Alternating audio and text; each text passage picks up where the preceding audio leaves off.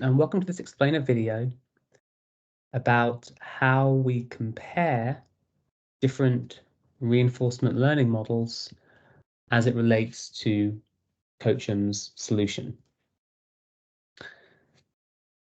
What we do is we build a model and then we test it. And we do a like-for-like comparison. So we start with a set of, say, 10,000 salespeople and their data. And it's the same data in both cases. What we then do is we apply the policy, which tells us which recommendations to give people given their current situation. And we see what happens as things evolve. And we can test two policies against each other. So in the case in front of you, we have a random policy in blue. Okay, we randomly pick an action each time. And we have a policy-driven solution in orange. In this case, we've trained a model and we pick recommendations based on what the policy tells us is optimal to improve a salesperson's performance over time.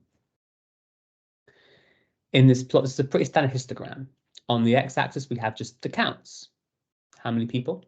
And on the y-axis, we have the accumulated reward, essentially, how much a metric's improving over the course of the trajectory.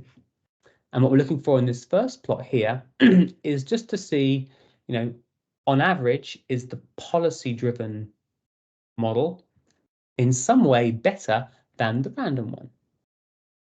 We see that in this instance by seeing that the orange plot, the policy-driven plot, is to the right on aggregate of the blue random plot. This means that on average, the orange plot is getting bigger rewards, i.e. the sales folks are doing better than they are in the blue plot. So we can use plots like this to determine how much better two policies are. And here it's random in one policy. We could be doing two different policies. We can compare and contrast with plots like this. Now, this is great for indicating to us, hey, there's something worthwhile here. We're doing better in some meaningful sense, but it's not really sufficient to tell us why, what, or help us to dig deeper into what may or may not be working well. So we have a companion plot below it, and this is a scatter plot. Now, like with the first plot, we're going to plot two different situations against her, and this is actually the same plot as before, as in on the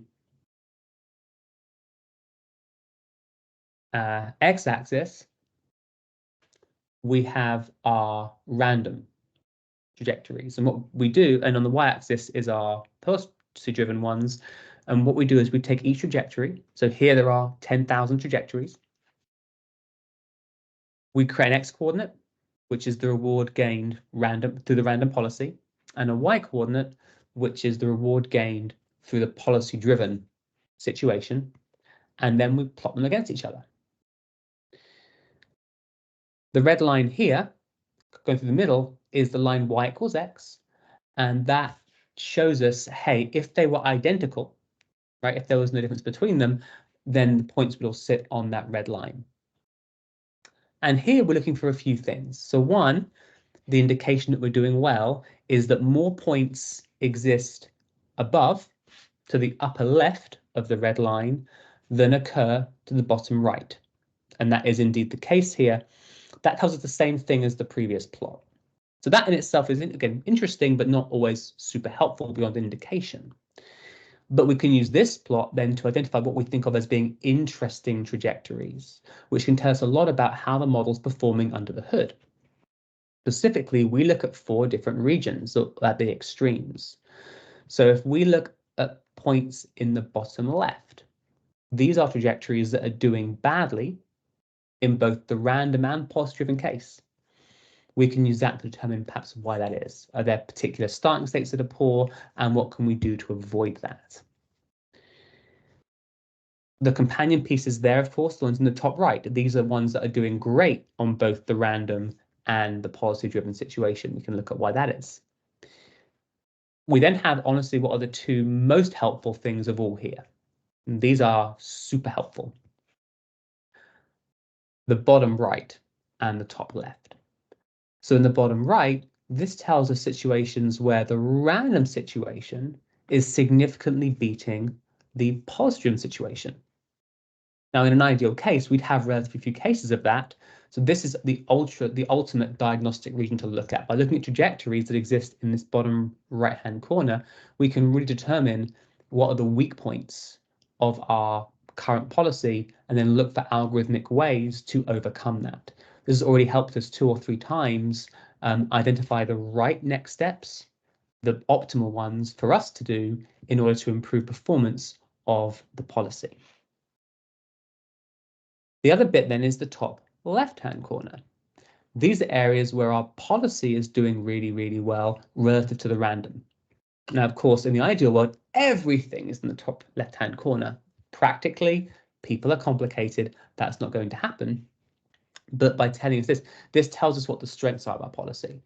Now, it's not as useful for what are the next steps, but it is useful for helping us understand deeply what the policy is doing and the good things it's doing, so we can try and do more of those sorts of things. So those are 2 tools that we currently use to compare policies and to really help us establish what the next steps are for further improving and further iterating on our solution. Thank you.